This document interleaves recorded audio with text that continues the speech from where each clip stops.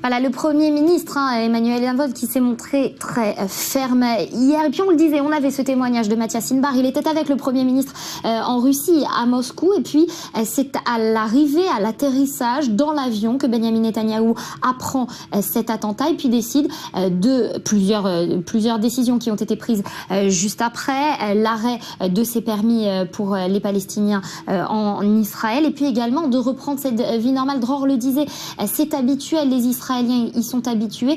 C'est pour autant pas forcément compréhensible quand on sait dans quelle obscurité, dans quelle noirceur les attentats de Paris, de Bruxelles ont plongé la population locale.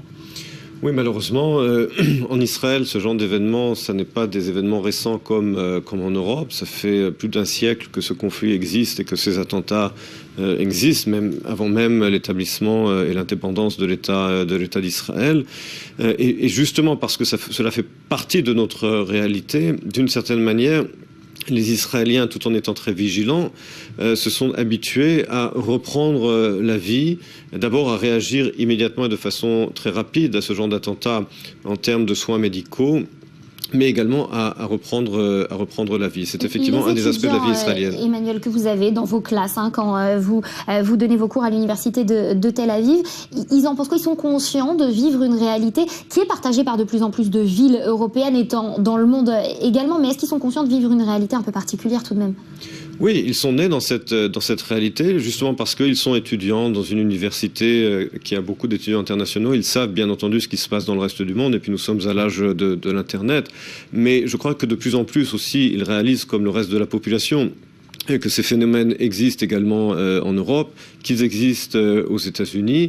Et je remarque ces dernières années, justement, au sein de la population estudiantine, une fermeté vis-à-vis de ces attentats. C'est-à-dire que contrairement à ce qu'on pourrait penser, il n'y a pas du tout de lassitude ou de volonté de partir ou de cesser de se battre. Au contraire, je ressens ces dernières années des étudiants qui sont de plus en plus déterminés véritablement à faire ce qu'il faut pour se battre pour leur pays, tout en étant prêts à faire des...